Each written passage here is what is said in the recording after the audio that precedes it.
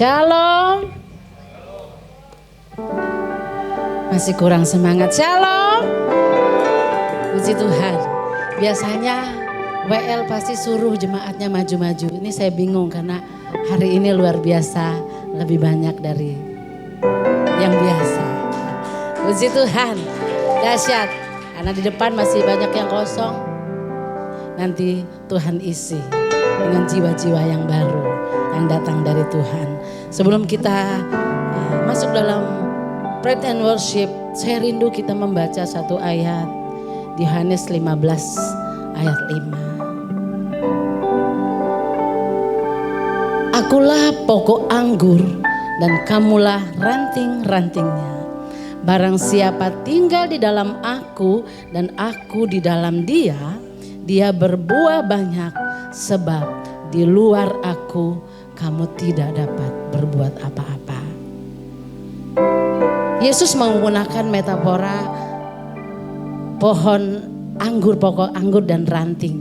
Itu menandakan itu Tuhan dan saya dan saudara. Tuhan mau kita tetap terhubung bersama dengan Tuhan. Jadi ketika kita di luar Tuhan, kita tidak bisa berbuat apa-apa. Itu bertanda bahwa Tuhan mau saya dan saudara tetap terhubung dengan Tuhan. Amin.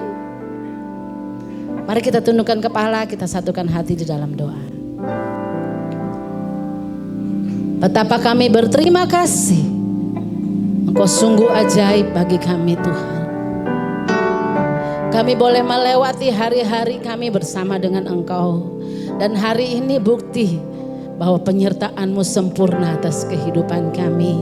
Kami boleh diberikan kesempatan lagi untuk kami boleh menyembah Engkau ya Tuhan. Kami tahu kami tidak dapat berbuat apa-apa di luar Engkau Tuhan. Sebab itu Tuhan, bahwa kami terus mengalami akan Engkau. Bahwa kami terus mengalami perjumpaan secara pribadi dengan Engkau. Dan kami melihat ya Tuhan, begitu banyak mujizat yang Engkau berikan bagi kehidupan kami. Memberkati ibadah ini dari awal, pertengahan hingga pada tamatnya Engkau menyertai memberkati. Ibadah ini milik-Mu, segala kemuliaan kami kembalikan hanya bagi nama-Mu Yesus. Terima kasih Tuhan, semua kita yang siap menyembah di dalam satu nama Yesus Kristus, semua berkata amin.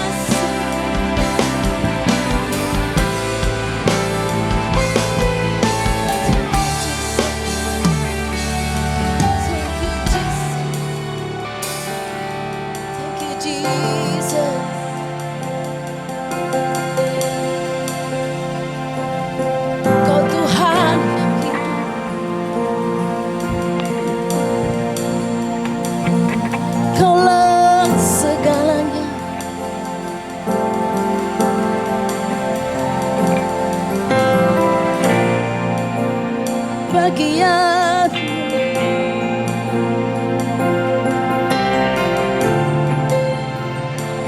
Yesus Tuhan, sungguh besar pengorbananmu.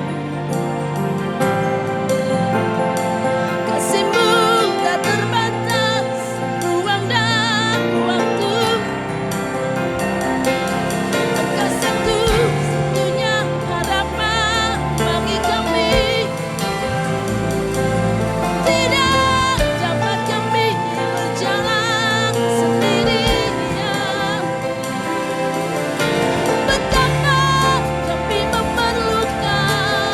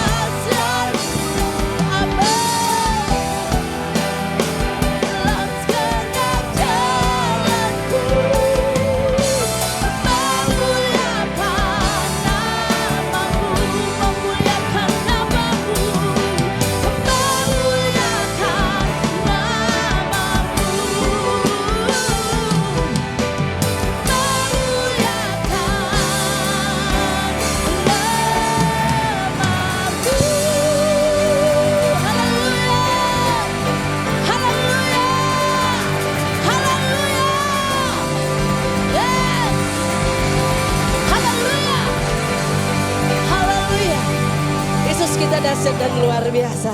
Toleh dong kanan kirinya. Siapa tahu ada yang belum dikenal. Boleh kenalan satu dengan yang lain. Minimal 5 orang. Haleluya. Thank you.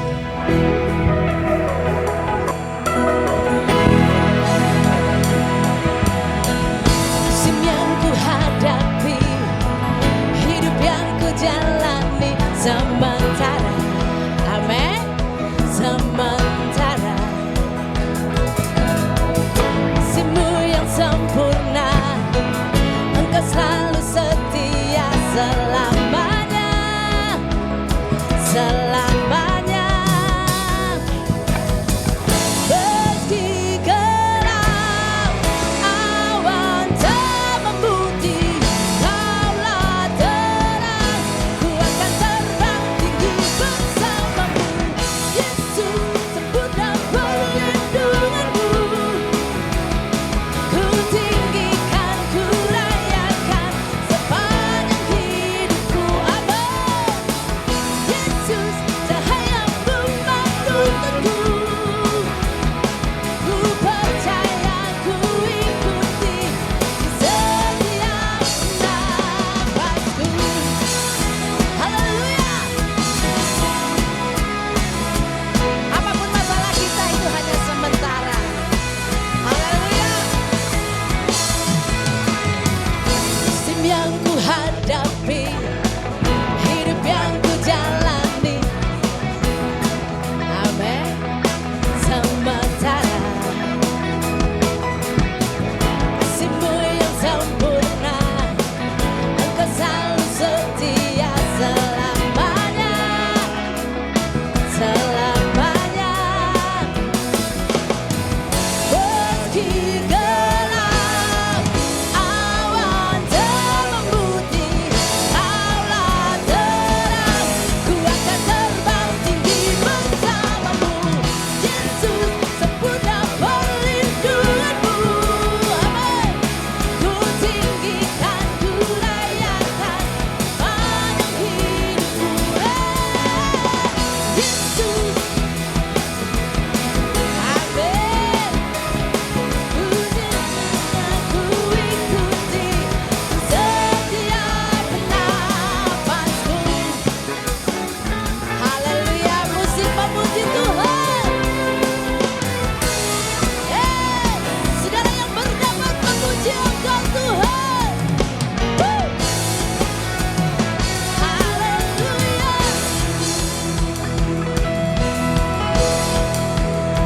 Bersama katakan, Yesus, sempurna perlindunganmu, ku tinggikan, ku rayakan sepanjang hidupku. Yesus, cahayamu menuntunku, ku percaya, ku ikuti di setiap nafasku. Yesus, sempurna perlindunganmu, ku tinggikan, ku rayakan sepanjang hidupku. Yesus, cahayamu menuntunku, ku percaya, ku ikuti di setiap nafasku. Haleluya. Terima kasih Tuhan. Haleluya.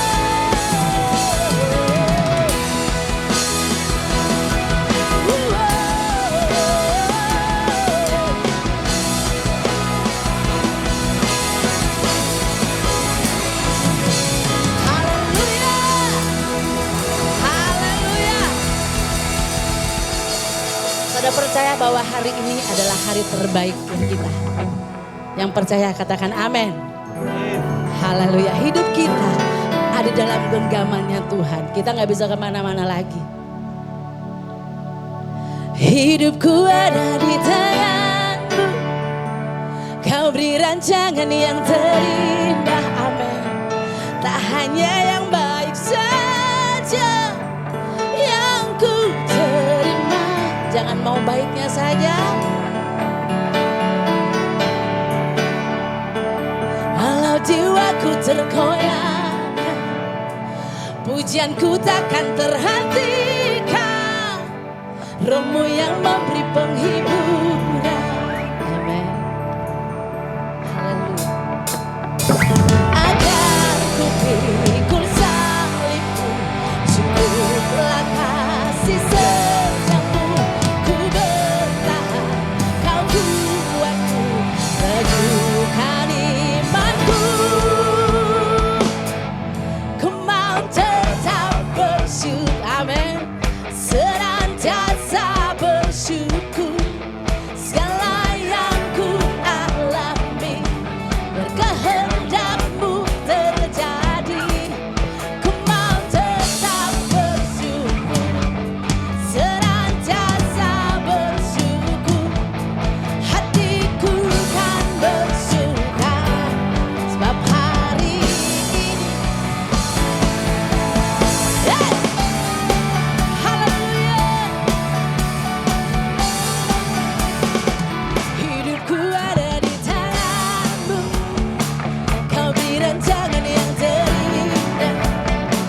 Tak hanya yang baik saja yang ku terima.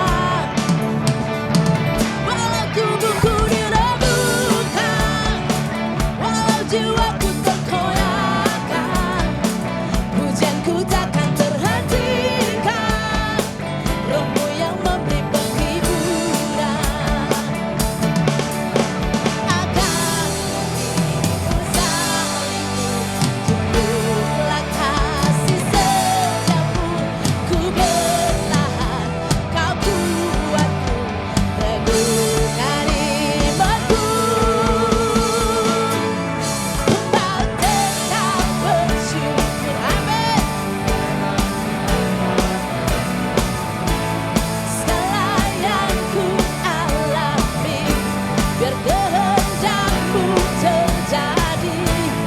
Ku mau tetap bersyukur, senantiasa bersyukur. Hatiku kan bersuka sebab hari ini hari yang terbaik. Haleluya. Agar ku pikul salibmu, cukuplah kasih setiamu. Ku bertahan, kau kuatku, teguhkan imanku. Agar ku pikul salibmu, cukuplah kasih setiamu. Ku bertahan, kau kuatku, teguhkan imanku. Akan ku pikul salibmu, cukuplah kasih setiamu. Ku bertahan, kau kuatku, teguhkan imanku. Ku mau tetap bersyukur, senantiasa bersyukur. Segala yang ku alami biar kehendakmu terjadi. Ku mau tetap bersyukur, senantiasa bersyukur. Hatiku kan berduka sebab hari ini hari yang terbaik.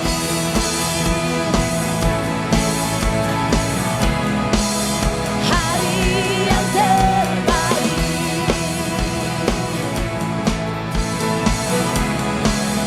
Hari yang terbaik.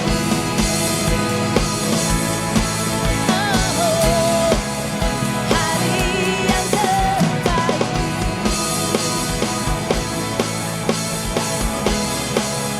Hari yang terbaik. Haleluya. Haleluya. Haleluya. Haleluya. Semua baik apa yang kau buat bagi kehidupan kami, Tuhan.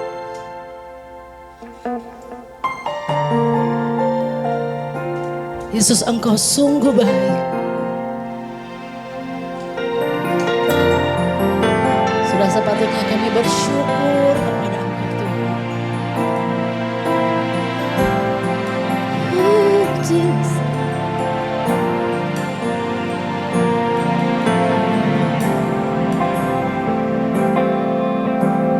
Yesus, Kau sungguh baik.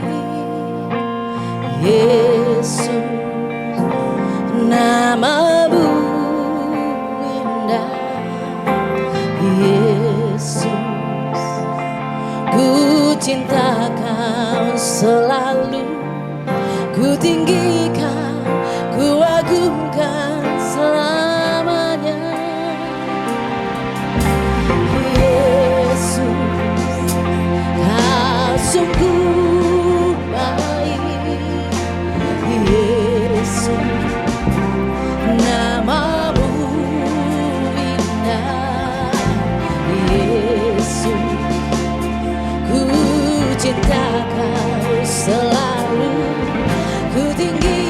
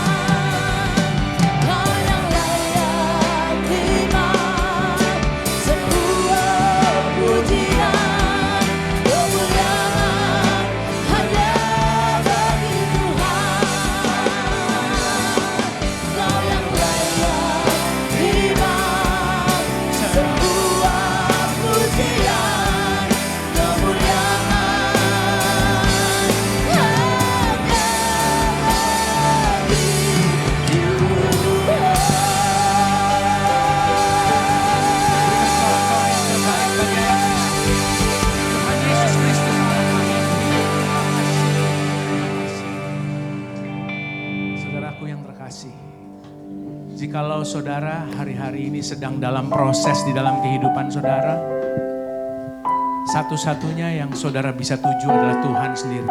Sebab Dia adalah sumber kekuatan di dalam kehidupanmu. Kalau ada proses di dalam kehidupan saudara, jangan menjauh daripada Tuhan. Jangan saudara memilih untuk menjauh daripada Tuhan. Justru di titik itulah saudara sedang membutuhkan Tuhan lebih daripada waktu yang sebelumnya.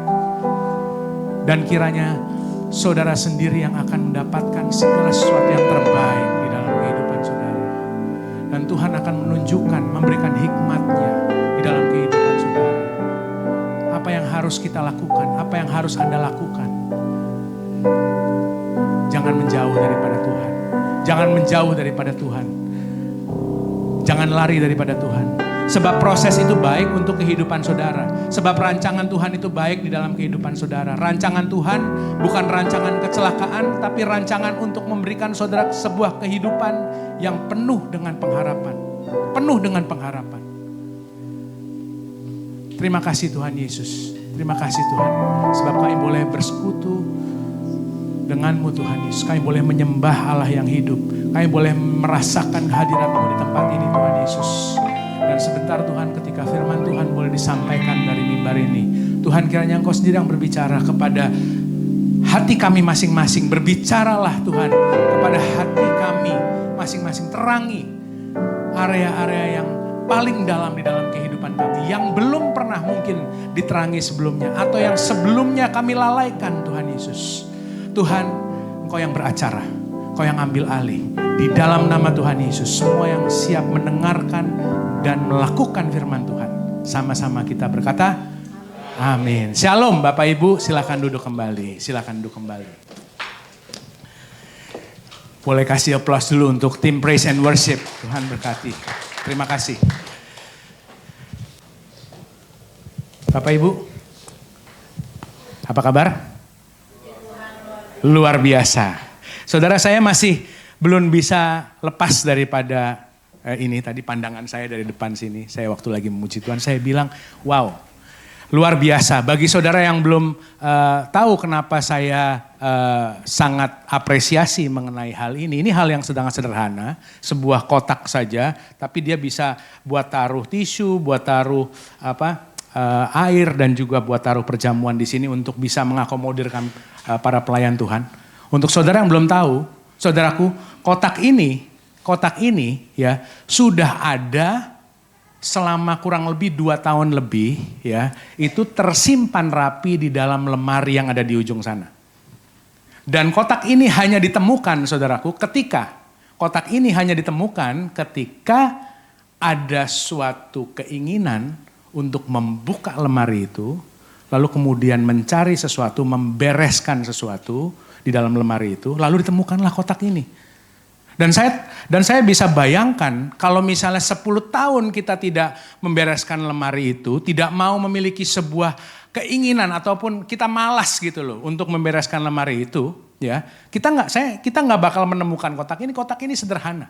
Harganya pun nggak seberapa. Tapi ini adalah potensi yang terbengkalai, saudaraku. Dan itulah yang saya sebut sebagai sebuah potensi yang terbengkalai yang ada di dalam kehidupan kita masing-masing. Apakah dalam minggu kemarin, saudaraku, waktu saya cerita itu, saya kan mengajak saudara untuk coba buka kehidupan saudara, coba buka lemari kehidupan saudara. Banyak sekali potensi-potensi yang Tuhan sudah taruh di dalam kehidupan saudara, yang mungkin 10 tahun saudara nggak pernah lihat hal itu. Mungkin sampai bertahun-tahun saudara nggak pernah lihat bahwa itu adalah potensi saya. Saudara hanya berjalan mengalir aja di dalam kehidupan saudara, sehingga apa yang saudara lakukan hari ini itu kurang lebih sama dengan apa yang saudara lakukan 10 tahun yang lalu, 15 tahun yang lalu. Saudara buka lemari kehidupan saudara. Banyak potensi dalam kehidupan saudara. Oleh karena itu saya suka sekali dengan kata-kata daripada Dr. Miles Monroe sebelum saya masuk di dalam firman Tuhan hari ini. Saudaraku, dia bilang begini, tempat terkaya di dunia bukan tambang emas di Amerika Selatan, atau ladang minyak di Irak atau Iran. Bukan tambang berlian di Afrika Selatan atau bank-bank di dunia. Tempat terkaya di planet ini ada di ujung jalan itu. Itu adalah kuburan. Tempat terkaya itu adalah kuburan. Karena di sana saudara, di kuburan itu terkubur perusahaan-perusahaan yang tidak pernah dimulai. Saudara bisa bayangkan. Perusahaan-perusahaan yang tidak pernah dimulai. Di sana terkubur penemuan-penemuan yang tidak pernah dibuat. Di sana terkubur buku-buku yang terlaris yang belum sempat ditulis. Karya-karya besar yang belum pernah dilukis, saudaraku. Di sana dikubur sebuah harta karun yang terbesar. Yaitu potensi di dalam kehidupan saudara dan saya. Dan dari mimbar ini saya ingin mengingatkan saudaraku bahwa tahun 2024 tinggal 163 hari lagi. Katakan 163. 163 hari lagi. Apa yang Anda mau lakukan untuk saudara menggali ataupun mencari potensi yang Tuhan sudah taruh di dalam kehidupan saudara? Perlu saudara ketahui ya, potensi itu sesuatu yang masih terpendam, masih terselubung di dalam kehidupan saudara, menunggu untuk Anda keluarkan. Potensi itu bukan pencapaian saudara. Pencapaian saudara itu satu hal, potensi itu adalah sesuatu yang belum saudara pernah lakukan sebelumnya. Apapun pencapaian saudara hari ini, tidak sedikit pun mencerminkan potensi yang ada dalam kehidupan saudara. Potensi kehidupan saudara itu lebih besar. Saya katakan potensi kehidupan saudara itu jauh lebih besar daripada pencapaian saudara hari ini. Apapun itu. Apapun itu. Firman Tuhan berkata bahwa saudara, kita sebagai umat Tuhan akan dibawa dari satu kemuliaan kepada kemuliaan yang lain, kepada kemuliaan yang lain. Kemuliaan Tuhan itu terus bergerak saudara, membawa saudara dari satu level kepada level yang berikutnya. Tapi ketika saudara bilang, saya mau berhenti di level ini aja, Tuhan gak bakal pernah paksa saudara. Potensi saudara berhenti di situ. Lalu kemudian kuburan jadi tempat terkaya di dalam bumi ini. Oleh karena di situ banyak potensi yang dikuburkan. Perusahaan yang belum pernah dibuat, lukisan yang belum pernah dilukis, lagu-lagu yang belum pernah dikeluarkan, resep-resep yang bakal mengguncang kota, yang bakal sebuah resep yang bisa menjadikan sebuah ekonomi daripada kota ini bisa bergerak. Saudaraku bisa bayangkan maksud saya. Itu ada dalam kehidupan saudara. Jangan bilang, Pak saya ini orang biasa-biasa saja. Tuhan gak mungkin taruh saudara di tempat ini, di kota ini, dimanapun saudara ditempatkan, ya, saudara dibiarkan begitu saja. Ada potensi yang ada dalam kehidupan saudara yang belum pernah saudara keluarkan. Tapi yang repot adalah banyak orang yang tidak mau mengelola. Makanya kita ada dalam sebuah series mengenai pengelolaan saudaraku. Banyak orang males. Banyak orang males. Karena apa? Karena untuk buka lemari di belakang itu, lalu kemudian keluarin satu-satu ya, satu-satu untuk ngerapiin itu semua butuh waktu, butuh tenaga saudaraku.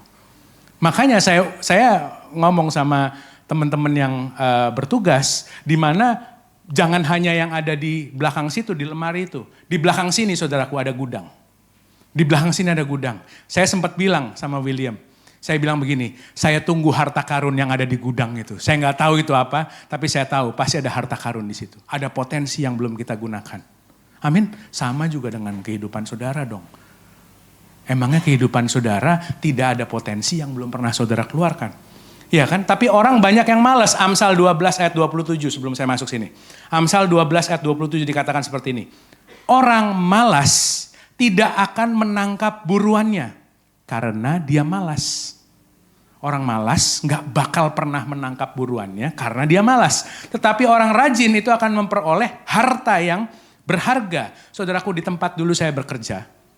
Ya, saya mungkin 20 lebih tahun yang lalu. Saya yakin sekarang sudah berubah mungkin. Ya, tempat dulu saya bekerja. Banyak orang yang seharusnya secara kemampuan, secara waktu, secara pengalaman. Dia sudah harus dipromosikan. Naik ke atas saudaraku. Tapi dia memilih gak mau. Dia memilih untuk tetap pada posisinya karena apa? Karena Pak tanggung jawabnya tambah besar. Pak akhirnya dia punya waktu tersita banyak. Tapi kemudian apa? Dia bilang penghasilannya gak beda jauh, dia bilang begitu. Kita saudaraku warga kerajaan Allah, kita bekerja bukan untuk upah, haleluya. Kita bukan bekerja buat upah. Yes memang dunia akan membayar saudara dengan uang. Tapi kita bukan bekerja untuk itu. Kita bekerja untuk mengeluarkan pekerjaan Tuhan yang sudah ditaruh di dalam kehidupan saudara. Sehingga orang-orang bisa merasakan dan melihat Tuhan bertahta di dalam kehidupan saudara. Orang-orang waktu lagi saya bekerja dulu banyak yang memang sebenarnya harusnya sudah masuk ke suatu level tertentu. Dia gak mau. Karena dia males saudaraku. Dan itu adalah orang-orang yang tidak mau mengambil tanggung jawab. Orang kalau dewasa saudaraku itu adalah orang yang mau mengambil tanggung jawab. Saudaraku, Anda perlu tahu. Orang dewasa atau mature, salah satu nilai kita, mature orang dewasa itu bukan orang yang tambah tua. Bukan orang yang akhirnya tambah putih rambutnya. Tapi orang yang dewasa itu adalah orang yang mau mengambil tanggung jawab. Orang yang mau tidak lari daripada masalah. Orang yang lari dari masalah itu anak-anak saudaraku. Orang yang lari daripada proses itu anak-anak. Ya kan? Orang yang dewasa itu bukan orang yang hanya bertambah tua. Tapi orang yang berani ambil dari tanggung jawab itu. Orang yang berani menghadapi masalahnya hingga tuntas. Orang yang berani menghadapi masalahnya hingga tuntas. Nah, kita masih ada dalam sebuah series tentang pengelolaan, stewardship. Karena ada seorang hamba Tuhan yang mengatakan kalau Anda mau sukses di dalam kehidupan, sukses dalam kerajaan Allah, Anda harus punya 3 hal. Yang pertama, Anda harus mengerti bagaimana relationship, bagaimana berhubungan dengan orang, itu penting. Lalu kemudian yang kedua, saudara harus mengerti bagaimana pengelolaan stewardship. Lalu kemudian yang ketiga, untuk Anda bisa berhasil di dalam kehidupan, itu Anda harus mengerti leadership. Relationship, stewardship, dan leadership. Hubungan dengan sesama, pengelolaan, lalu kemudian kepemimpinan. Nah, kita ada dalam sebuah series tentang stewardship ataupun pengelolaan. Saya beri judul kemarin adalah pemadam kebakaran. Firefighters, ya. Firefighters, pemadam kebakaran. Saudara, saya memang udah sempat sampaikan kepada beberapa dari teman-teman di tempat ini, kalau ada yang punya baju pemadam kebakaran, saya coba pinjem dong, biar saya pakai waktu lagi saya sampaikan di sini supaya saudara bisa visual seperti itu. Saudara, karena memang begini, dia harus terproteksi, saudaraku. Ketika Anda sedang melawan kebakaran di dalam kehidupan saudara ataupun dalam kehidupan orang lain, Anda perlu proteksi. Proteksi saudara adalah Roh Kudus yang menaungi kehidupan saudara. Anda gak bisa maju di dalam sebuah kebakaran, di dalam sekeliling saudara, lalu kemudian saudara maju sendiri, mengandalkan kehidupan Anda sendiri. Anda akan bisa-bisa ikut terbakar. Ya, kita kan pemadam kebakaran juga. Kalau misal teman saudara atau pasangan Anda ataupun orang-orang di sekeliling Anda ada suatu hal yang terjadi, saudara juga akan berusaha untuk memberikan bantuan kepada dia, betul nggak? Tapi kalau Anda nggak terproteksi, saudaraku, itu bajunya mereka itu tebal, anti api, iya kan? Dan itu berat, dan itu yang memproteksi mereka supaya mereka terlindungi, saudaraku. Nah, series ini mengajak kita untuk bercermin, ya. Jadi bukan mau ngomong bahwa di kehidupan dia tuh sering terjadi konslet. Sering terjadi kebakaran dalam kehidupan dia. Bukan itu maksud saya. Bukan itu maksud daripada series ini. Itu mengajak kita bercermin, saudaraku. Orang itu kok proses terus ya. Kebakaran terus dalam kehidupan dia ya. Berarti ada sesuatu yang salah. Bukan itu. Tapi series ini mengajak kita untuk bercermin. Efesus 5 ayat 15 dikatakan seperti ini. Karena itu, perhatikanlah dengan seksama bagaimana kamu hidup. Janganlah seperti orang bebal, tetapi seperti orang arif, seperti orang yang berhikmat. Katakan berhikmat, saudaraku. Jadi saudara diminta untuk tidak hidup seperti orang bebal. Orang bebal tuh orang yang tidak mau dengar-dengaran, orang yang mau menjauh ketika seharusnya dia mendekat, orang yang tidak tahu apa yang harus dilakukan oleh karena dia mengikuti egonya. Mengikuti perasaannya. Ketahuilah hatimu itu suka menipu. Hati manusia itu jahat, saudaraku. Tapi kita diminta untuk hidup seperti orang arif. Kita diminta untuk mempergunakan waktu yang ada oleh karena hari-hari ini adalah jahat. Sebab itu janganlah kamu bodoh, tetapi usahakanlah supaya kamu mengerti kehendak Tuhan. Sebenarnya ayat ini simpel kok. Ayat ini cuma mau bilang bahwa kehendak Tuhan itu terbaik di dalam kehidupan saudara. Dan kita jangan hidup bodoh. Dan kita jangan hidup untuk melawan kehendak Tuhan di dalam kehidupan kita, saudara. Karena itulah yang akan membuat kita tenggelam di dalam kehidupan kita. Kehidupan yang bodoh, saudaraku, itu banyak kebakaran yang terjadi di dalam kehidupan dia. Apa sih Kebakaran itu apa sih?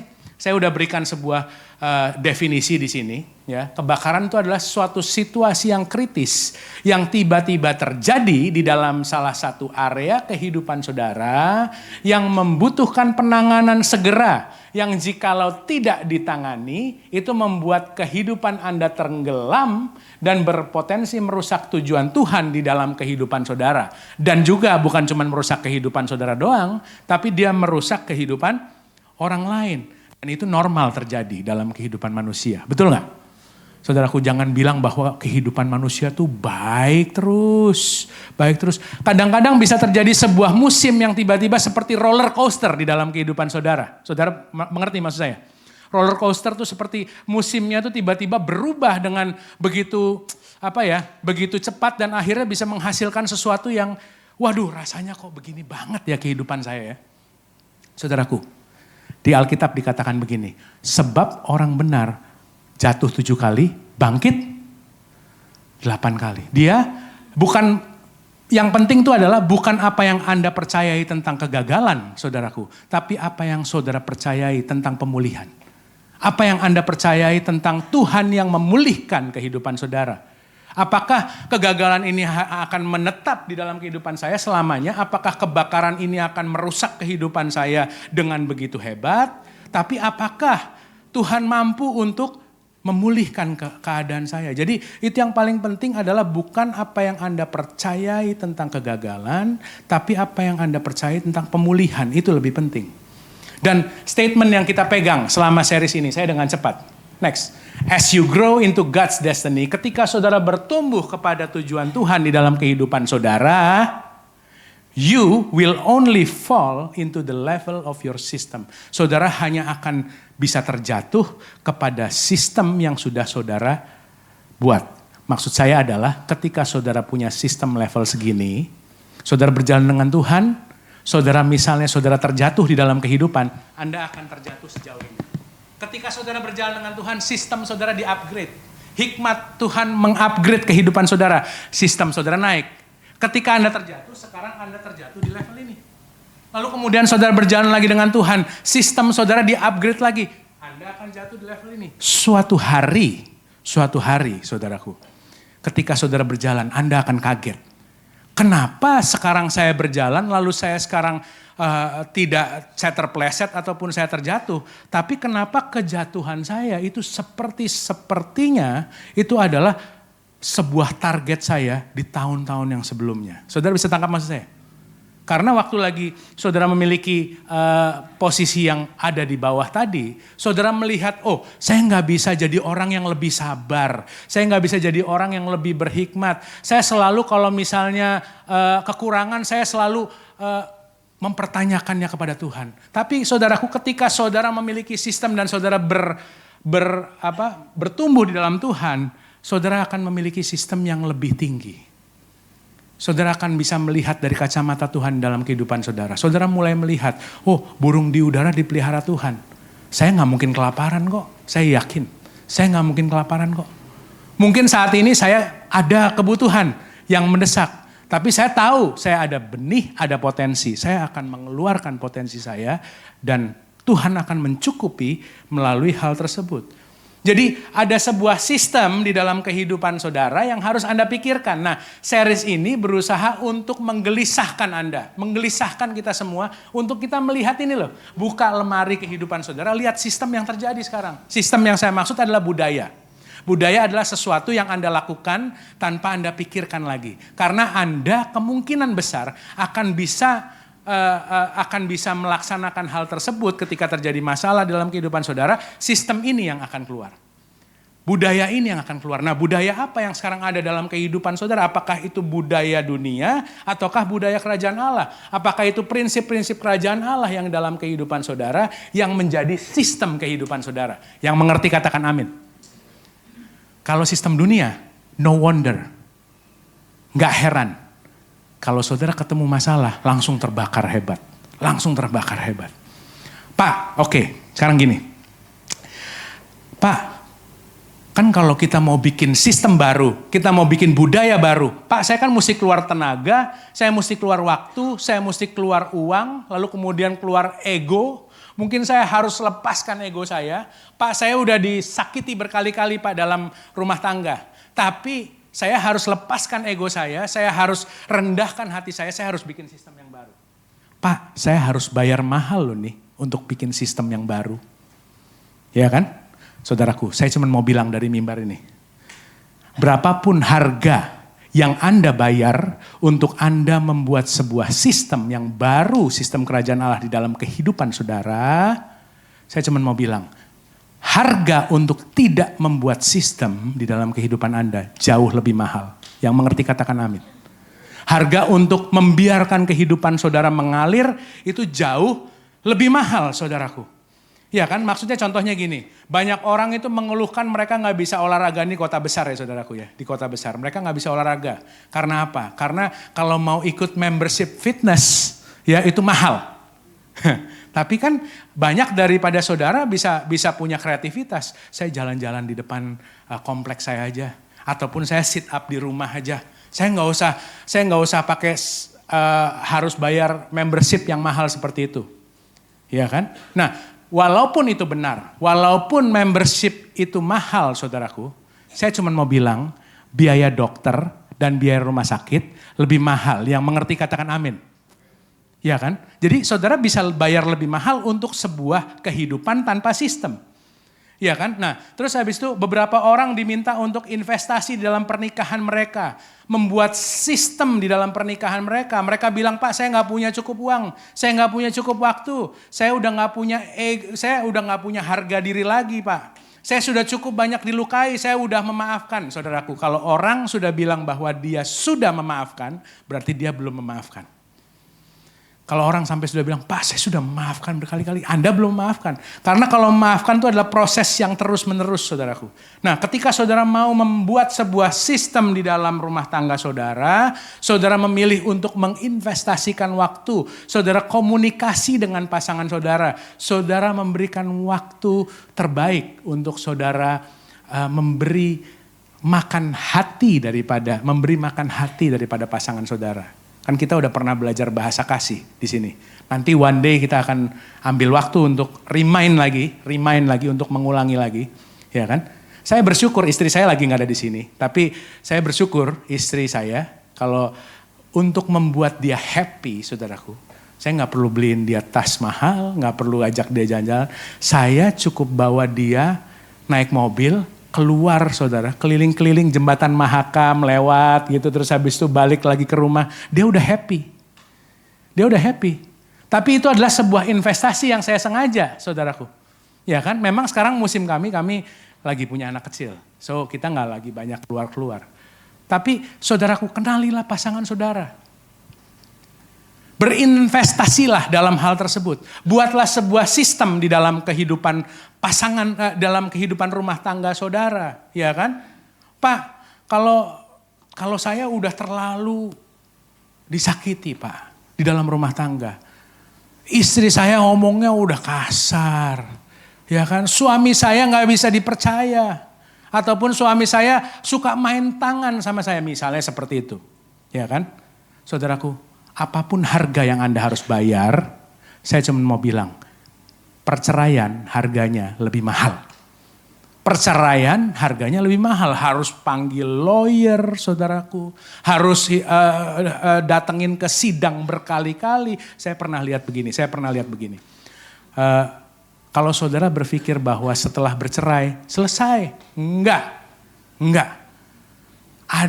Ada sebuah rumah tangga yang akhirnya pecah, lalu kemudian anaknya yang laki-laki, anak yang perempuan tidak boleh ditemukan kepada orang tuanya yang perempuan, kepada mamanya. Ataupun anaknya ini tidak boleh dipertemukan kepada orang tuanya yang laki-laki, bapaknya, nggak boleh.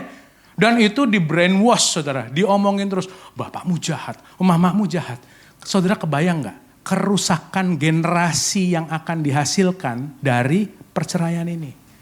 Saya cuma mau bilang, berapapun harga yang Anda bayar untuk rumah tangga saudara, itu harganya jauh lebih mahal ketika saudara tidak mau membuat sebuah sistem di dalam kehidupan Anda. Biaya mengalir itu biayanya jauh lebih mahal. Biaya mengalir di dalam kehidupan kita, biayanya jauh lebih mahal, saudaraku. Beberapa orang itu nggak sadar kalau kehidupannya sedang dibawa oleh dunia ini untuk membayar mahal di dalam kehidupan dia. Banyak orang nggak sadar bahwa di dalam kehidupan ini dia disuruh bayar terlalu mahal oleh dunia ini. Padahal orang yang sama, saudaraku, itu kalau nawar itu nggak ampun-ampun, saudara. Dia kalau mau beli sesuatu dia nawar, tapi ketika dunia meminta dia untuk membayar dengan mahal di dalam kehidupan dia, dengan hal-hal yang mungkin bisa menghancurkan tujuan Tuhan di dalam kehidupan dia. Dia mau loh, dia bayar. Karena apa? Karena dia gak mau membuat sistem. Karena dia malas untuk membuat sistem. Karena dia tidak mau untuk melihat ke dalam kehidupan dia. Maka dari itu tadi firman Tuhan berkata, perhatikanlah kehidupanmu dengan seksama. Seksama itu saudaraku, itu bukan cuma melihat kayak orang set lewat sambil lalu gitu. Seksama tuh artinya, oke. Saudara perhatikan betul, di sini warnanya kuning, lalu kemudian di sini warna putih. Saudara perhatikan, kebiasaan saya yang saya harus buang, yang saya harus lanjutkan, yang saya harus modifikasi seperti apa. Waktu saya, prioritas saya seperti apa, saudaraku. Karena di dalam series ini, saya berdoa bahwa series ini bisa menggairahkan saudara untuk mulai melihat ke dalam. Membuat sistem di dalam kehidupan kita, saudaraku. Di dalam kehidupan kita sehari-hari. Di minggu yang pertama kita membahas bahwa orang yang terus-menerus kebakaran di dalam kehidupannya, itu menunjukkan bahwa orang tersebut tidak punya prioritas. Katakan prioritas. Nah, hidup Anda saat ini merupakan sebuah bukti daripada apa yang menjadi prioritas saudara. Prioritas itu adalah melakukan apa yang penting, bukan melakukan apa yang genting. Prioritas itu artinya melakukan apa yang penting sebelum yang penting tadi itu berubah menjadi genting di dalam kehidupan saudara. Bisa tangkap maksud saya? Melakukan apa yang penting sebelum yang penting tadi dia berubah menjadi genting. Genting itu tadi kebakaran tadi. Suatu tiba-tiba jadi kritis. Tiba-tiba satu hal yang Anda butuhkan itu cuman mujizat. Nggak ada yang lain yang bisa menyelesaikan itu. Masa sih saudara mau sih kehidupan kita betul-betul tergantung Tuhan. Tiap kali saya butuh mujizat daripada Engkau. Dalam finansialmu, dalam kesehatanmu dan lain-lain. Saudaraku, setiap musim di dalam kehidupan kita itu akan menuntut prioritas dan fokus yang berbeda. Ada hal-hal di mana musim kehidupan kita sedang bergulir di satu arah. Ada prioritas yang harus kita berikan lebih daripada area kehidupan yang lainnya. Nah, Tuhan bukan menjadi salah satu pilihan prioritas. Saya ulang sekali lagi supaya saudara jangan sampai salah menangkap maksud saya. Tuhan bukan menjadi salah satu pilihan prioritas. Tuhan adalah titik tengah, katakan titik tengah. Jadi kalau ini adalah keluarga Anda mau memprioritaskan di musim ini adalah keluarga Anda, Tuhan ada di tengah-tengah keluarga Anda. Kalau memang hari-hari ini pekerjaan saudara memang butuh waktu yang lebih untuk saudara berikan prioritas, mungkin dalam waktu 3 bulan ke depan, 6 bulan ke depan, jarak yang jangka pendek, Tuhan ada di tengah-tengah pekerjaan saudara. Jadi bukan menjadi sebuah prioritas Anda memilih, Tuhan dulu lalu kemudian yang A, B, C. Tuhan ada di tengah. Jesus is the center. Bukan menjadi salah satu pilihan. Saudara mengerti maksud saya? Amin. Jadi yang kedua, di minggu kedua kita membahas bahwa orang yang mengalami sebuah kebakaran terus di dalam kehidupan dia, itu menunjukkan orang itu tidak punya persiapan. Orang itu tidak punya persiapan, karena kalau orang itu nggak siap, saudaraku, itu bisa terjadi. Orang nggak siap dengan sistem dalam kehidupan dia. Orang nggak siap dengan budaya untuk menerima perubahan, saudaraku. Terjadi kebakaran terus dalam kehidupan dia. Akhirnya orang-orang di sekeliling dia itu bisa repot. Dan diri dia juga nggak akan bisa mendapatkan sebuah kenikmatan hidup. Nggak bisa menikmati sebuah kehidupan yang berkelimpahan seperti apa yang firman Tuhan katakan.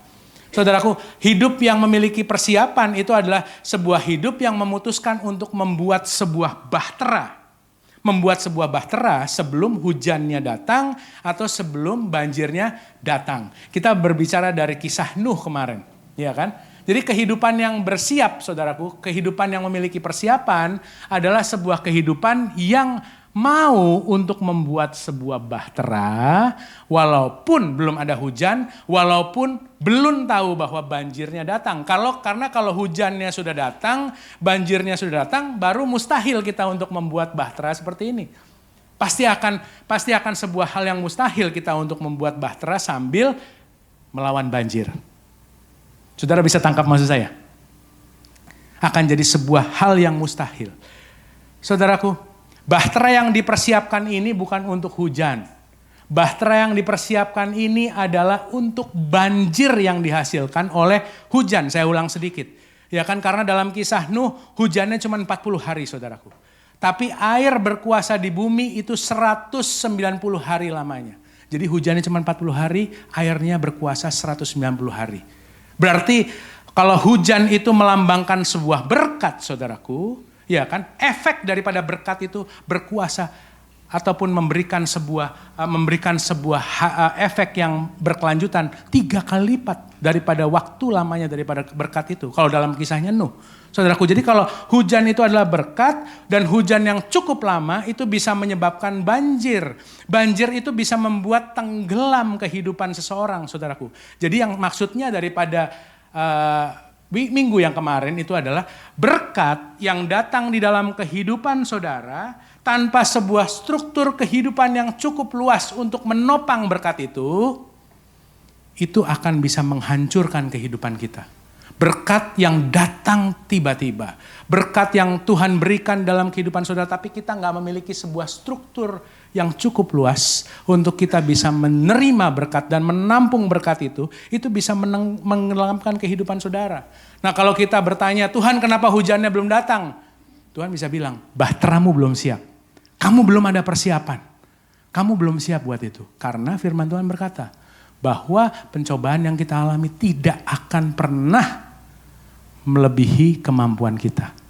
Coba saudara lihat di dalam kehidupan kita sehari-hari. Pernah enggak cobaan yang datang di dalam kehidupan kita melebihi kemampuan kita, saudaraku? Tidak akan pernah. Ada masanya di mana Tuhan aku gak mampu, gak sanggup. Tiba-tiba ada intervensi ilahi, saudaraku.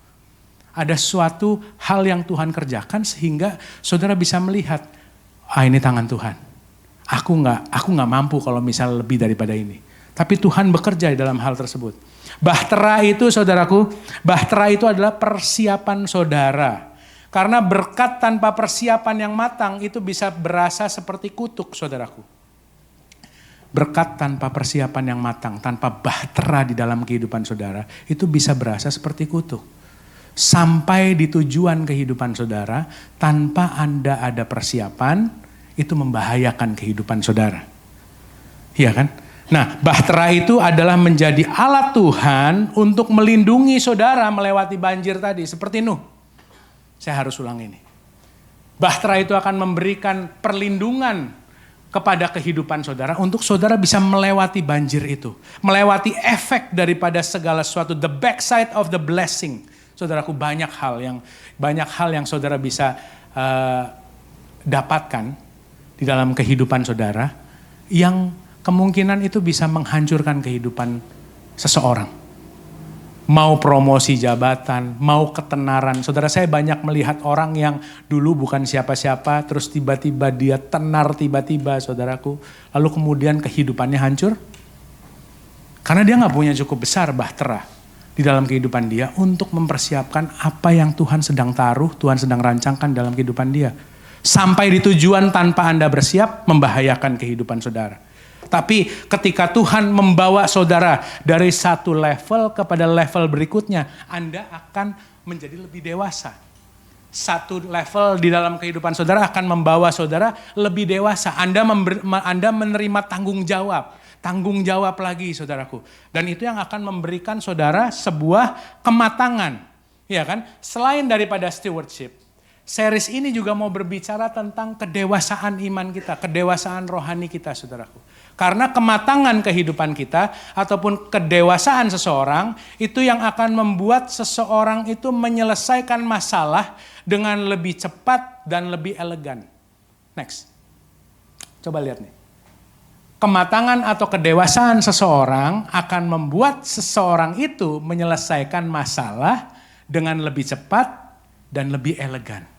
Saudara, kalau saudara dewasa, kalau saudara matang, ingat tadi, orang yang dewasa bukan orang yang tambah tua, orang yang mau ambil tanggung jawab, orang yang mau di-upgrade sistemnya oleh Tuhan, orang yang mau berjalan dengan Tuhan, orang yang mau menerima firman Tuhan dalam hatinya, orang yang tidak mau tidak membiarkan firman Tuhan itu tidak menembus kehidupan dia. Sistemnya di-upgrade, saudaraku. Ini handphone ini punya saya loh. Handphone ini saya beli lunas dari Samsung. Saya nggak ngutang sama Samsung. Tapi kenapa dia bisa ngakses handphone saya ini? Saya tanya. Karena kepentingan Samsung untuk supaya handphone saya ini bisa dipakai jangka panjang. Iya dong, dia tiba-tiba ini saya tiba-tiba dia bisa ngomong sama saya. Boleh saya installkan ini untuk apa? Untuk upgrade sistemmu. Supaya memperbaiki ada bugs, ada untuk perlindungan virus dan lain-lain. Padahal handphone ini punya saya. Kalau saya bilang gak boleh, ini punya saya. Saudara sedang menutup di lemari kehidupan, saudara sedang menutup ini supaya akhirnya apa? Akhirnya handphone ini gak bisa dipakai jangka panjang. Nah sama juga dengan kehidupan kita, saudaraku. Tuhan mau selalu untuk memberikan upgrade terus di dalam kehidupan saudara. Sistem kehidupan saudara yang mengerti, katakan amin. Sistem kehidupan saudara yang melalui firman Tuhan, yang melalui komunitas, yang melalui pembacaan firman Tuhanmu sehari-hari, melalui perenunganmu. Melalui ketika saudara melihat hal-hal yang ada di sekitar sekeliling saudara, Tuhan bisa berbicara melalui hal tersebut. Dia sedang mengakses kehidupan saudara. Memang kehidupanmu ada di dalam dunia ini, tapi Anda bukan berasal dari dunia ini. Saudara diberikan sebuah hikmat oleh Tuhan, dan hikmat itu saudaraku, itu hanya diberikan kepada orang yang dewasa. Orang yang mau berkomitmen, orang yang mau memenuhi janji, orang yang mau memegang janji, orang yang berintegritas, orang yang mau membangun hubungan dengan Tuhan. Karena di firman Tuhan katakan seperti ini. Permulaan hikmat adalah takut akan Tuhan. Ketika saudara takut akan Tuhan, hikmat itu menghampiri saudara. Ketika saudara takut akan Tuhan, mau membangun hubungan dengan Tuhan, saudaraku, hikmat itu menjadi bagian daripada kehidupan saudara. Dan saudara akan berjalan menjadi seseorang yang menyelesaikan masalah lebih cepat dan lebih elegan. Saya bisa pastikan itu. Saya bisa pastikan itu. Kenapa? Karena hikmat Tuhan. Saudara tangkap baik ya, saudara tangkap baik ya. Hikmat Tuhan itu akan membuat saudara satu level di atas daripada masalah saudara. Yang mengerti katakan amin. Hikmat Tuhan, saya ulangi sekali lagi. Hikmat Tuhan itu tidak membuat saudara satu level dengan masalah saudara. Nah, kalau ada daripada saudara yang merasa stuck, saya stuck nih di sini. Saya nggak tahu apa yang saya mesti lakukan nih. Saya nggak tahu apa yang saya mesti lakukan untuk memecahkan masalah ini. Nah saya mau bilang, bisa jadi Anda sedang berada di dalam satu level pemikiran dengan masalah saudara. Berarti Anda sedang berada di dalam satu pemikiran, satu mindset yang menghasilkan masalah tersebut. Nih, coba next slide. Nih ya, saudara tangkap baik ini. Problem cannot be solved by the same level of thinking that created them. Jadi kalau misalnya sebuah masalah itu nggak bisa dipecahkan oleh sebuah level pemikiran yang menghasilkan masalah itu. Tapi hikmat Tuhan itu membuat saudara naik satu level di atas daripada masalah mereka, masalah saudara. Jadi akhirnya ketika saudara memiliki hikmat daripada Tuhan, tadi makanya saya berani tulis bahwa ketika seorang yang dewasa, orang yang berhikmat, dia akan bisa menyelesaikan masalah lebih cepat, bukan cuma durasinya, tapi juga dengan cara yang lebih elegan. Saudara mau gak? Jadi orang yang bisa memadamkan kebakaran dalam kehidupan saudara dengan lebih cepat. Kerusakannya gak besar Pak. Kerusakannya gak besar Bu di dalam kehidupan saudara. Dan caranya juga elegan. Caranya juga orang cara kehidupan kita, cara kita mengoperasikan kehidupan kita ini, itu akan dilihat oleh orang di luar sana. Dan ketika mereka melihat kehidupan saudara, mereka bisa memuliakan Tuhan. Ketika saudaraku kita stuck di dalam sebuah pemikiran bahwa saya nggak bisa memecahkan masalah ini, ketahuilah bahwa kita berada dalam satu level pemikiran. Kita butuh hikmat Tuhan untuk kita naik satu level sehingga masalah ini ada di bawah levelnya daripada pemikiran saya. Sebab saya menggunakan hikmat Tuhan. Hikmat Tuhan itu diberikan kepada semua orang yang dewasa, yang memiliki hubungan kepada Tuhan. Dan hikmat Tuhan itu yang akan memperbaharui sistem saudara. Saya ulang sekali lagi. Itu sama seperti tadi handphone saya tuh di drop sebuah sistem yang baru. Dipaksa untuk menerima sebuah sistem yang baru, tapi tetap ada tombol yang saya harus pencet, saudaraku. Tetap ada tombol yang saya harus pencet, ya saya menerima update-nya. Kalau saya menolak update-nya bisa juga. Tapi saudara ketika ada hikmat yang saudara diberikan dalam kehidupan saudara, saudara yang minta, Tuhan berikan saya hikmat. Ini masalah besar tapi saya tahu bahwa Tuhan memiliki rancangan dalam kehidupan saudara. Makanya saya akan berlatih untuk dewasa. Di dalam latihan kita untuk menjadi dewasa, kita butuh hikmat daripada Tuhan. Pengkhotbah 10 ayat 10. Pengkhotbah 10 ayat 10 dikatakan seperti ini. Jika besi menjadi tumpul tidak diasah, maka orang harus memperbesar tenaga. Tetapi yang terpenting untuk berhasil adalah hikmat Tuhan. Hikmat permulaannya adalah takut akan Tuhan. Takut akan Tuhan, orang itu ketika dia takut akan Tuhan, orang itu akan naik dan menjadi dewasa di dalam kehidupan orang tersebut. Dan ketika saudaraku Anda sudah memiliki sebuah hikmat di dalam kehidupan saudara, masalah itu satu level di bawah Anda. Kalau saudara adalah anak SMA, saudara melihat permasalahan SMP, saudara akan melihat permasalahannya mudah. Gampang. Tapi kalau saudara kelas 5 SD, saudara sedang diberikan sebuah tugas kelas 5 SD, saudara akan berasa juga, waduh kok berat banget masalahnya. Ya karena saudara sedang selevel. Tapi kalau saudara sudah masuk di dalam hikmat Tuhan, itu akan membuat saudara lebih tinggi daripada masalah saudara. Saudara akan memiliki sebuah pandangan yang lebih luas. Dan akhirnya hikmat itu akan membawa saudara menyelesaikan kebakarannya lebih cepat, caranya lebih elegan, kerusakannya tidak banyak, dan nama Tuhan dipermuliakan melalui kehidupan saudara. Yang setuju katakan amin. Saya berdoa ini sudah menggelisahkan saudara. Saya nggak tahu bagaimana Roh Kudus yang berbicara dalam kehidupan saudara. Apa sih kebakaran yang sedang terjadi? Mungkin di minggu ini terjadi kebakaran di dalam kehidupan saudara. Mungkin. Bisa jadi. Atau bisa jadi saudara melihat kebakaran-kebakaran yang terjadi di dalam kehidupan orang lain. Dan saudara akhirnya harus memadamkannya. Tapi ingat, yang terpenting untuk berhasil adalah hikmat. Saudara butuh hikmat itu. Saudara minta kepada Tuhan hikmat itu. Untuk kita bisa berjalan dan kita mulai berlatih saudaraku untuk menjadi dewasa. Ya kan? Saya berdoa bahwa series ini bisa membuat kita mengkoreksi diri. Apa sih budaya-budaya yang sedang berlaku sih? Apa sih yang sedang saat ini saya lakukan tanpa saya pikir lagi sih? Apa sih yang saya sedang lakukan dan saya nggak pikir lagi? Apa sih yang prioritas-prioritas yang jadi kepentingan saya hari-hari ini? Apa sih bahtera yang saya sedang bangun? Ya kan, apa sih persiapan-persiapan sih? Saudara mulai melihat potensi saudara yang terpendam. Minggu ini saya akan masuk di dalam reason yang ketiga. Kenapa orang itu sampai kebakaran terus dalam kehidupannya?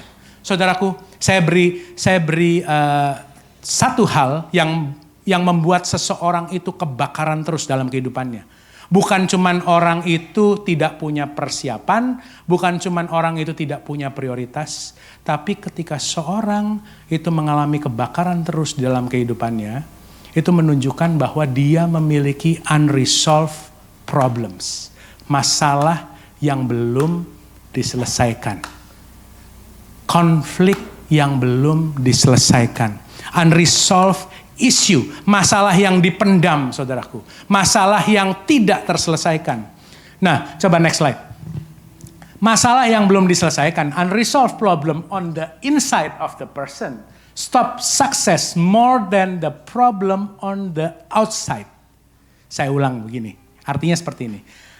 Masalah yang tidak terselesaikan di dalam diri seseorang itu lebih banyak menghancurkan kehidupan orang itu daripada masalah yang terlihat di luar daripada kehidupan orang itu. Saudaraku, ya, apa sih Pak masalah yang tidak terselesaikan? Bisa juga Pak, itu adalah sebuah marah yang gak diselesaikan, yang dipendam. Ataupun dendam yang tidak diselesaikan, dipendam. Kepahitan yang disimpan, saudaraku, dipendam. Masalah yang tidak diselesaikan. Kebiasaan-kebiasaan yang buruk, yang dipendam saja. Atau juga bisa perselingkuhan. Perselingkuhan tuh bisa juga oleh karena, saudaraku, rasa cinta yang belum selesai. Dipendam. Makanya ada kata-kata CLBK, saudaraku. CLBK, cinta lama belum kelar. Cinta lama belum kelar. Lalu kemudian begitu ada terhubung lewat apa? Terhubung lewat media sosial, ya kan? Lewat DM-nya ditulis gitu. Langsung baru ada pembicaraan dan lain-lain, saudaraku. Belum kelar. Karena apa? Karena nggak selesai, unresolved problems. Dia cuman simpen, saudaraku. Akhirnya dia kubur. Pak, apa sih tandanya? Banyak tandanya. Banyak tandanya. Tandanya dia bisa tersinggung, dia bisa marah. Itu menunjukkan bahwa ada tuh masalah yang gak selesai. Di area mana? Ada orang yang gampang tersulut di area ekonomi. Ada orang yang gampang tersulut di area ego di dalam kehidupan dia. Kalau saudara tahu gak? Orang yang sombong itu gak bisa melihat dirinya sombong atau enggak. Tapi orang yang sombong tuh baru bisa menyadari dirinya itu sombong ketika dia sedang direndahkan. Saya ulang sekali lagi, orang sombong baru bisa ngerti bahwa dirinya itu sombong ketika dia sedang direndahkan. Dia bisa bilang, saya gak sombong Pak, tunggu sampai kamu direndahkan. Baru kamu bisa tahu, kita ini sombong atau enggak. Gitu loh. Nah disitulah ketika saudaraku, ketika kita dan misalnya kita itu marah, tersinggung terhadap sesuatu. Ataupun kita memiliki sebuah ambisi yang berlebih untuk sesuatu. Itu akarnya adalah masalah yang tidak diselesaikan, yang ditimbun saudaraku. Iya kan? Suka menyakiti orang lain karena rasa sakit di dalam dirinya gak selesai. Mungkin saudaraku, mungkin ada permasalahan dengan orang tuanya. Ada permasalahan dengan atasannya, otoritas dia. Mungkin dia pernah disakiti, saudaraku. Dieksploitasi. Saya bersyukur ada papa mama saya di sini. Saya pulih dengan papa saya, saudaraku. Berapa belas tahun yang lalu, nggak salah. Papa saya meminta maaf kepada saya. Pada hari itu kita pulih. Banyak hal yang terjadi mungkin. Nah, saudaraku, beda antara pulih dengan tidak. Dengan dipendam dan tidak, kadang-kadang cuma setipis kata maaf itu. Pengertian, saudaraku. I don't know. Biarlah kiranya Roh Kudus sendiri yang berbicara kepada saudara. Apa yang ada? Unresolved problem yang ada. Kita hari ini mau belajar dari kehidupan seseorang yang bernama Musa. Musa punya sebuah permasalahan yang tidak terselesaikan. Yang akhirnya apa? Yang akhirnya suatu hari ke depan itu bisa muncul dan bermutasi. Kalau saya boleh pakai kata-katanya COVID-19, itu dia dari satu virus bermutasi kepada bentuk yang lain. Ya kan? Itu dia punya satu masalah yang tidak terselesaikan. Lalu kemudian di musim berikutnya muncul, saudara. Muncul permasalahan yang sama yang dia sudah pendam. Di Keluaran 2, 11-14. Saya bacakan seperti ini. Pada waktu itu, ketika Musa telah dewasa. Saya mau revisi dikit kata-kata dewasa di sini. Itu dia sudah bertumbuh secara fisik. Amin. Bukan dewasa berarti yang tadi yang saya sampaikan. Berani bertanggung jawab, mau berkomitmen, tidak ingkar janji, berintegritas, dan lain-lain. Mau berlatih, memiliki hubungan dengan Tuhan. Itu dewasa. Bukan bertambah tua. Dia keluar mendapatkan saudara-saudaranya untuk melihat kerja paksa mereka. Jadi saudara-saudara daripada Musa itu disuruh kerja paksa. Lalu dilihatlah seorang Mesir seorang Mesir. Padahal Musa ini adalah orang Mesir. Dia memukul seorang Ibrani. Seorang dari saudara-saudaranya itu. Lihat, dia pukul orang Mesir itu. Lalu ini nih, ayat 12, makanya saya hitamin saudara. Ia menoleh ke sana dan ke sini. Ketika dilihatnya tidak ada orang, dibunuhnya lah orang Mesir itu. Lalu disembunyikan mayatnya di dalam pasir. Dia bunuh orang Mesir, disembunyikan di dalam pasir. Besoknya dia keluar lagi, dia ketemu 2 orang Ibrani, lagi berkelahi, dia bertanya kepada orang itu, mengapa engkau pukul temanmu? Ayat 14, tetapi jawabnya, siapakah yang mengangkat engkau menjadi pemimpin dan hakim atas kami? Apakah engkau bermaksud membunuh aku sama seperti engkau membunuh orang Mesir itu? Nih. Musa langsung jadi takut, sebab pikirnya, kayaknya aku udah ketahuan. Saudara, kalau saudara lihat ayat berikutnya, dia lari, dia pergi. Dia meninggalkan itu, dia lari daripada prosesnya. Apa artinya di sini saudaraku? Ketika Musa membunuh orang Mesir tadi dan menyembunyikannya di dalam pasir, itu artinya dia atau Musa sedang mengubur satu-satunya bukti. Dia sedang menyembunyikan satu-satunya bukti yang seharusnya bukti itu bisa menguakkan sesuatu dari dalam kehidupan dia yang dia bisa selesaikan. Kenapa ya? Kok saya bisa dengan cepat seperti itu? Kok saya bisa langsung marah dan kemudian saya membunuh orang itu? Sebenarnya harusnya itu bisa menguakkan sesuatu di dalam kehidupan dia. Introspeksi yang terjadi di dalam kehidupan dia. Dia malah enggak. Dia setelah dia bunuh, dia lakukan lalu dia sembunyikan mayatnya di dalam pasir saudaraku. Dia akhirnya memilih untuk menyembunyikan di dalam pasir lalu kemudian dia lari. Ya, dia melakukan sesuatu yang salah, dia sembunyikan di dalam pasir, lalu kemudian dia lari daripada prosesnya. Saya ulang sekali lagi.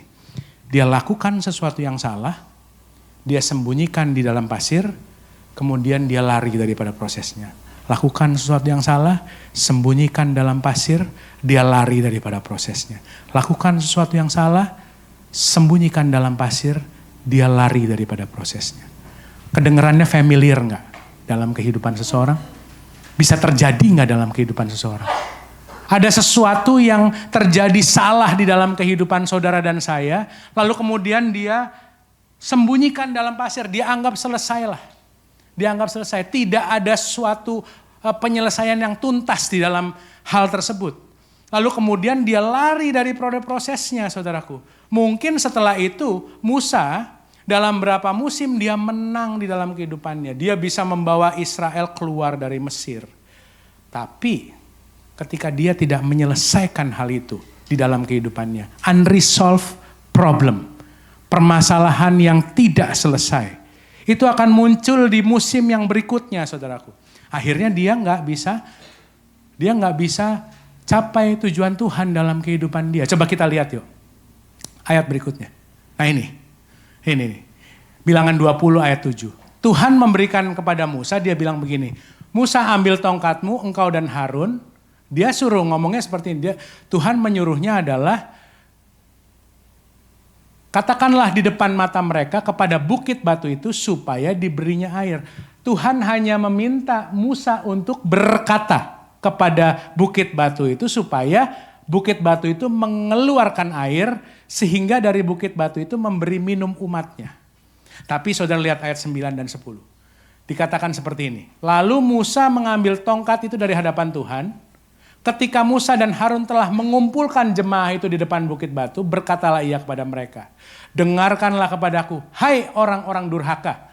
Apakah kami harus mengeluarkan air bagimu dari bukit batu ini? Sesudah itu Musa mengangkat tangannya, lalu ia memukul bukit batu itu dengan tongkatnya 2 kali. 2 kali saudaraku. 1 kali hilaf. 2 kali itu adalah manifestasi daripada masalah yang memang dia sudah kubur pada saat itu. Musa memukul juga kok waktu itu. Saudaraku, ada sebuah kemarahan yang tidak selesai di dalam kehidupan Musa. Ketika yang pertama kali dia marah kepada seorang yang sedang menghalangi tugasnya. Yaitu bangsa Mesir. Dia tugasnya dalam kehidupan dia harus membawa orang Israel keluar daripada Mesir. Dia marah kepada orang yang sedang menghalangi tugasnya. Satu kali mungkin saudara bisa marah dengan sesuatu yang sedang menghalangi tujuan Tuhan di dalam kehidupan saudara. I don't know apapun itu. Saudara mungkin bisa marah dengan itu. Tapi ketika saudara tidak menyelesaikan problem itu, saudara, itu akan muncul kemudian. Dan saudara lihat, ini agak sedikit suatu yang sangat disayangkan di dalam kehidupan Musa, saudara. Karena Musa akhirnya dia marah kepada tujuannya. Satu-satunya tujuan yang Tuhan sudah taruh dalam kehidupan Musa adalah Tuhan mau Musa untuk membawa bangsa Israel keluar daripada Mesir menuju kepada Kanaan, saudaraku. Dan Musa marah kepada tujuan Tuhan di dalam kehidupan dia. Musa marah. Karena apa? Karena orang-orang yang dibawa di padang gurun ini, mereka bersungut-sungut. Mereka semuanya akhirnya marah kepada Musa. Akhirnya Musa harus pukul itu batu sampai airnya keluar. Yang pertama dia marah kepada orang yang menghalangi tugasnya. Orang Mesir tadi dibunuh, disembunyikan, dia lari dari prosesnya. Tapi yang kedua, dia marah kepada tujuan.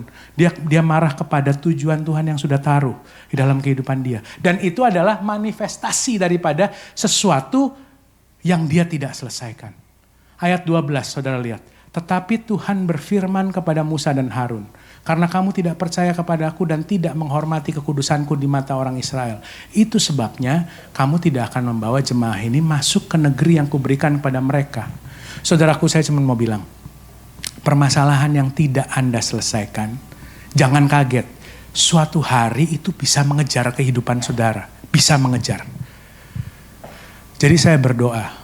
Kiranya apapun yang memang Tuhan ingatkan di dalam kehidupan saudara. Unresolved problem, unresolved conflict. Yang cuman masalahnya itu bisa diselesaikan dengan kata maaf. Unresolved yang belum diselesaikan hutang piutang misalnya. Ataupun unresolved misalnya dengan hubungan Anda dengan orang tua. Mungkin hanya pelukan Anda dengan orang tua yang bisa menyelesaikan hal tersebut. Anything, saya nggak tahu. Tapi saudara, jikalau saudara diingatkan, unresolved conflict, unresolved problem, itu bisa membuat seseorang itu mengalami kebakaran di dalam kehidupan dia. One day. Dengan bentuk yang berbeda. Dan kebetulan dalam kisah Musa, Musa bukan 1 kali 2 kali di sini. Bangsa Israel mereka semuanya bersungut-sungut. Jadi ini udah berkali-kali kasarannya gitu. Mungkin kalau bahasa orang sini udah ngomong Musa sudah muyak. Musa sudah muyak. Jadi pas waktu lagi dia muyak saudaraku. Saudara dan saya bisa muyak gak? Bisa muyak gak? Bisa muyak kan? Nah pas waktu lagi muyak. Hati-hati. Itu sesuatu yang Anda kubur itu. Dia bisa keluar tuh. Bisa jadi kayak Incredible Hulk gitu keluar itu ya. Dia bisa keluar dan dia bisa ya itu berpotensi untuk menghancurkan tujuan Tuhan dalam kehidupan saudara. Seperti Musa. Akhirnya apa? Musa gak bisa masuk ke dalam negeri yang dijanjikan. Padahal Musa tujuannya adalah bawa bangsa Israel keluar dari Mesir menuju kepada Kanaan. Di dalam pembicaraan Tuhan dengan Musa gak ada kata-kata padang gurun saudaraku. Tapi Musanya berakhir di padang gurun. Saudara dan saya tidak diciptakan untuk padang gurun. Yang mengerti katakan amin. Anda tidak diciptakan untuk padang gurun. Ada Kanaan di dalam kehidupan saudara. Kalau saudara hari-hari ini sedang dibawa jalan terus di tengah padang gurun dalam kehidupan saudara, tetap setia. Jangan tinggalkan Tuhan. Jangan pernah bilang, Tuhan kenapa ini terjadi dalam kehidupan saya? Kenapa selalu sulit di dalam kehidupan saya? Saya udah gak kuat lagi Tuhan. Saudaraku, Anda bisa bilang bahwa, saya gak usah Tuhan-Tuhanan lagi. Tapi saya mau bilang, agama itu adalah usaha manusia mencari Tuhan. Tapi dia, Tuhan Yesus Kristus, dia yang mencari saudara dan saya. Iya loh, saudara bisa meninggalkan Tuhan. Tuhan gak pernah ninggalin saudara, haleluya. Amin. Dia gak pernah ninggalin. Tuhan mengejar kehidupan saudara. Tuhan akan mengejar kehidupan saudara. Saya percaya. Tuhan akan mengejar kehidupan seseorang dan iman kita jangan kita berikan kepada manusia. Kita jangan sampai percaya kepada manusia. Maksud saya begini, ketika orang tuamu belum bisa berubah, ketika pasanganmu belum bisa berubah, pasanganmu mengecewakan kamu terus-menerus, Jangan taruhkan imanmu kepada manusia. Saudara harus bilang, saya percaya kepada Tuhan yang sanggup mengubahkan pasangan saya. Saya percaya bahwa Tuhan sanggup untuk berbicara kepada orang tua saya. Kalau saudara ditekan di kantor, saudara diperlakukan tidak adil, saudara teriak kepada Tuhan. Saya percaya bahwa Tuhan sanggup untuk memberikan saya yang terbaik dan bisa memberikan perubahan di dalam situasi ini. Jadi jangan pernah saudara menaruh iman saudara, iman percaya saudara kepada situasinya atau kepada orangnya. Sebab iman percaya kita hanya kita taruh di dalam Tuhan. Jadi saya berdoa saudara diingatkan sesuatu. Kalau saudara diingatkan sesuatu melalui firman Tuhan hari ini, jangan sampai kita seperti Musa. Ketika dia muyak, kita bisa muyak. Lalu kemudian akhirnya permasalahan yang belum selesai itu muncul. Tadi, kayak CLBK tadi misalnya, muyak banget sama pasangan. Terus tiba-tiba di kantor ataupun di luar, ada yang bilang, kamu kok hebat banget ya. Kamu kok kelihatannya hari-hari ini kok lebih ganteng ya. Kamu kok lebih berwibawa gitu ya. Saudaraku, hati-hati. Pas waktu lagi muyak saudaraku. Pas waktu lagi di dalam titik di mana saudara sudah betul-betul gak punya kekuatan oleh karena dirimu sendiri. Akhirnya unresolved konflik itu bisa muncul dan dia akan bisa menjadi sebuah tanah yang tidak subur. Nah, unresolved konflik itu jadi sebuah tanah yang tidak subur. Saya ulang sekali lagi. Ketika saudara memiliki sebuah permasalahan yang belum Anda selesaikan, hati saudara jadi tanah yang tidak subur. Firman Tuhan mental terus saudaraku. Firman Tuhan mental. Dia bisa bilang aku gak perlu ini. Akhirnya kalau firman Tuhan tidak bisa ditabur dalam kehidupan saudara, kehidupan kita gelap. Dan betapa menyedihkan ketika kehidupan seseorang itu gelap. Tidak ada yang bisa menolongnya saudaraku. Hanya firman Tuhan yang bisa menerangi kehidupan kita. Hikmat Tuhan yang bisa membuat saudara satu level di atas masalah saudara. Ketika saudara membiarkan firman Tuhan itu mental di dalam kehidupan saudara, Anda memutuskan untuk berada satu level dengan masalahmu, atau bahkan Anda memutuskan untuk di bawah masalahmu. Yang mengerti katakan amin. Lalu kemudian kalau saudara memutuskan untuk Anda satu level dengan masalahmu, atau Anda berada di bawah, lalu kemudian saudara apakah fair? Saudara salah-salahkan Tuhan. Saudara bilang, Tuhan kenapa begini? Ya kamu gak membiarkan firman Tuhan masuk menerobos di dalam area rumah tanggamu, dalam area finansialmu, ya kan? Dalam area pekerjaanmu kamu gak memberikan ruang untuk firman Tuhan masuk saudaraku. Kalau ada marah yang belum terselesaikan, dendam yang belum terselesaikan, kepahitan yang saudara pegang terus setiap hari. Ya kan? Masalah finansial yang belum terselesaikan, yang dikubur, misalnya hutang piutang ataupun anything. Ya kan? Atau masalah hubungan yang tidak diselesaikan. Nah, ketika saudara mulai menyelesaikan itu, itu seperti ada beban yang terlepas. Hati saudara jadi tanah yang subur. Kehidupan saudara jadi orang yang berhikmat. Ada suasana yang mencair di rumah tangga saudara. Ketika saudara mulai menabur sesuatu kata maaf.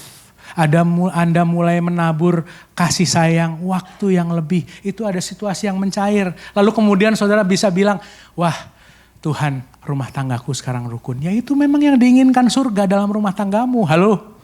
Itu yang diinginkan surga dalam rumah tanggamu. Emang Tuhan mau kalau rumah tangga saudara ribut terus? Enggak saudaraku. Enggak saudara. Unresolved problem akan membuat Anda jadi tanah yang tidak subur. Unresolved problem membuat kita memiliki hubungan yang tidak baik dengan sesama. Akhirnya kita gak bisa berdampak. Saya undang para pelayan. Saya udah hampir selesai. Satu slide terakhir. Next slide. Saya undang para pelayan. Tragedi terbesar saudaraku dalam kehidupan saudara dan saya bukanlah kematian. Tapi tragedi terbesar di dalam kehidupan kita adalah hidup tanpa tujuan. 163 hari ke depan. 163 hari ke depan. Sampai di akhir, 168 hari. Ya 168 hari dari hari ini. Apa tujuan Tuhan dalam kehidupanmu? Apakah Anda sudah membuat prioritas-prioritas dalam kehidupan saudara? Apakah kehidupan saudara mulai berjalan dari sebuah hal yang penting, bukan sesuatu yang genting terus di dalam kehidupan saudara? Ataukah saudara mulai mempersiapkan sesuatu di dalam kehidupan saudara? When your spiritually get better, ketika spiritualitas saudara menjadi lebih baik, semuanya jadi lebih baik. Dikatakan carilah dahulu kerajaan Allah dan kebenarannya, maka semuanya ditambahkan kepadamu. Semuanya ditambahkan kepadamu. Saudaraku, ketika saudara berjalan dalam kehidupan saudara tanpa tujuan, itu sama seperti saudara membiarkan masalah yang belum selesai tadi, itu muncul terus. Saudara adalah pengelola yang baik. Saudara adalah pengelola yang setia. Pengelola yang baik itu dia menyelesaikan masalah dengan tuntas. Yang setuju katakan amin. Dia menyelesaikan masalah dengan tuntas. Dia tidak akan membiarkan sesuatu yang salah. Yes, saya bisa salah, Pak. Saya bisa salah pilihan, saya bisa membuat suatu keputusan yang salah, saya bisa berteman dengan orang yang salah, saya bisa memutuskan hal-hal yang keliru dalam kehidupan saya. Tapi saya tidak akan membiarkan itu. Saya tidak akan membenamkannya dalam pasir. Saya akan menyelesaikannya sampai tuntas sehingga dia tidak berkelanjutan, saudaraku, untuk supaya dia akhirnya menghancurkan tujuan Tuhan dalam kehidupan kita. Seperti Musa. Saya berdoa kiranya rancangan Tuhan yang terbaik itu terjadi dalam kehidupan saudara. Saudara adalah pengelola yang baik. Saudara adalah orang-orang yang hidup di dalam tujuan Tuhan. Di dalam kehidupan kita semua. Mari sama-sama kita bangkit berdiri. Saudara yang belum menerima perjamuan kudus boleh dibantu untuk dibagikan.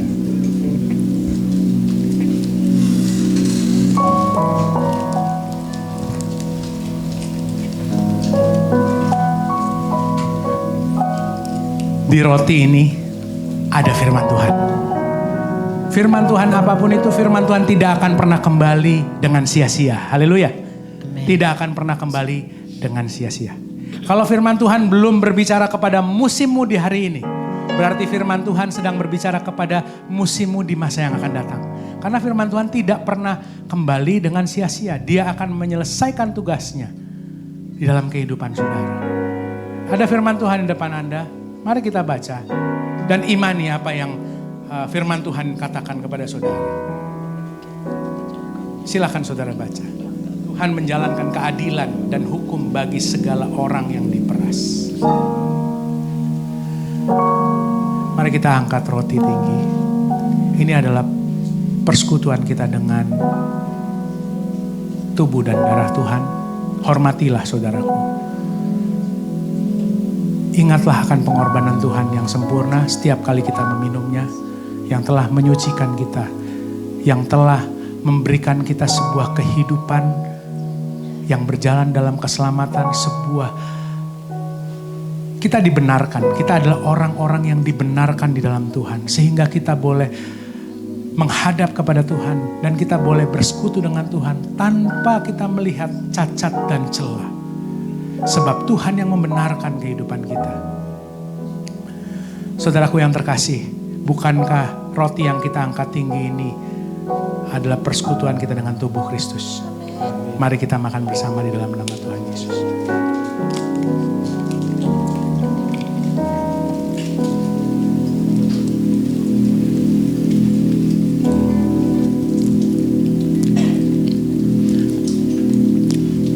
Ini adalah lambang daripada bilur Kristus. Darah yang dia curahkan di atas kayu salib. Darah yang menyucikan, menyembuhkan kehidupan saudara. Darah yang penuh kuasa. Yang memberikan kekuatan dalam kehidupan kita. Terima kasih Tuhan atas pengorbanan-Mu. Saya teringat satu lagu ini Tuhan. Kuasa-Mu memulihkan. Kuasa-Mu memulihkan. Percaya Kau berfirman, kuasa-Mu yang pulih. Bilur-Mu menyembuhkan. Bilur-Mu menyembuhkan. Bilur-Mu menyembuhkan. Percaya Kau berfirman, bilur-Mu yang sembuhkan. Bapa, aku berdoa, kiranya persekutuan kami dengan darah Kristus ini Tuhan Yesus menyembuhkan banyak hal di dalam kehidupan kami. Aku tahu kalau ada yang terluka, sembuh di dalam nama Tuhan Yesus. Kalau ada yang sakit secara fisik, sembuh di dalam nama Tuhan Yesus. Aku percaya ada hubungan-hubungan yang akan dipulihkan di dalam nama Tuhan Yesus. Ada permasalahan-permasalahan yang selama ini sudah dikubur lama mungkin Tuhan. Tapi ketika kami bersekutu dengan tubuh dan darah Kristus ini, firman Tuhan boleh menerangi kehidupan kami. Dan kami adalah pengelola yang akan menyelesaikan masalah kami dengan tuntas di dalam nama Tuhan Yesus. Dengan tuntas. Dengan hikmat daripada Tuhan. Sebab hikmat akan membuat saudara lebih tinggi daripada apapun yang saudara sedang alami. Kiranya persekutuan kita dengan darah Kristus mengubahkan pola pikir kita.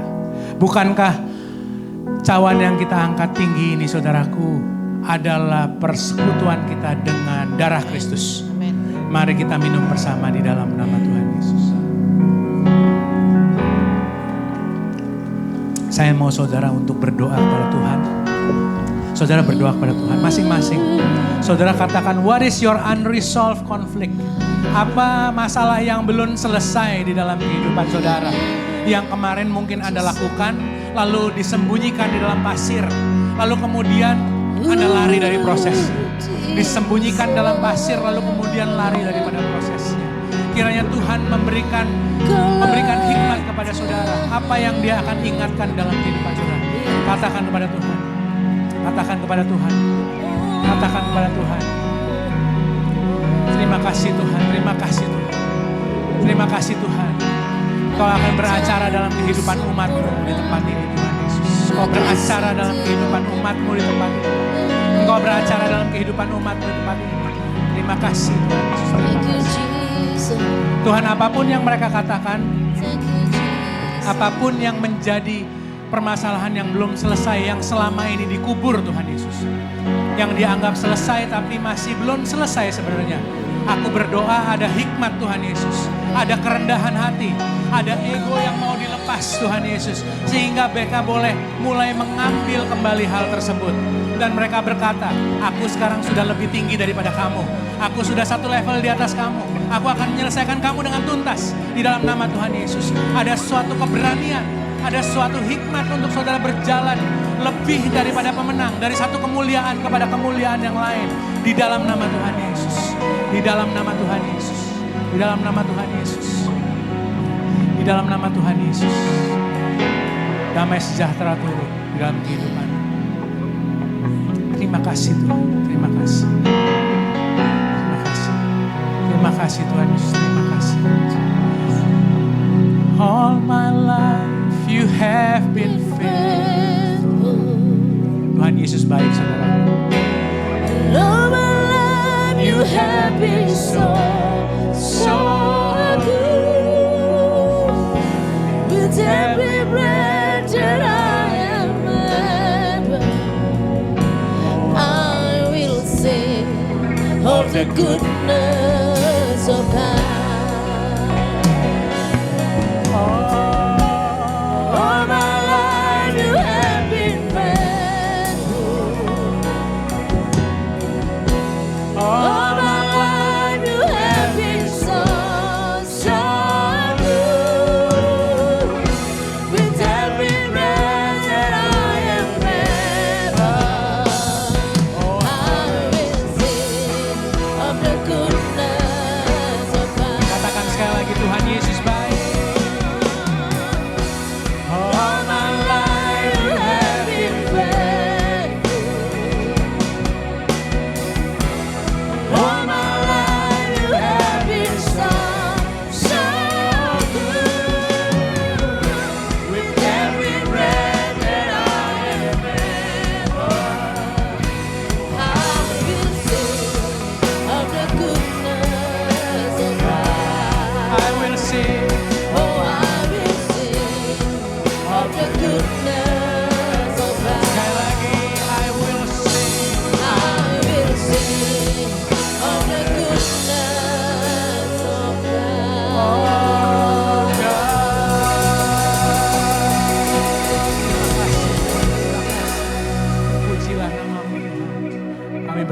kota di mana kami bernaung Tuhan. Kami berkati Tenggarong, kami berkati Kutai Kertanegara Tuhan Yesus dan sekelilingnya. Kami percaya rancangan-Mu atas Kutai Kertanegara, atas kota ini Tuhan Yesus. Shalom bagi kota ini. Dan kami sebagai umat-Mu, kami adalah agen yang akan membumikan perkara surga di kota ini Tuhan Yesus. Perlengkapi kami satu persatu. Perlengkapi satu persatu dengan hikmat-Mu Tuhan Yesus. Sehingga perjalanan kami berbeda. Sehingga apa yang kami lakukan tidak sama dengan dunia ini.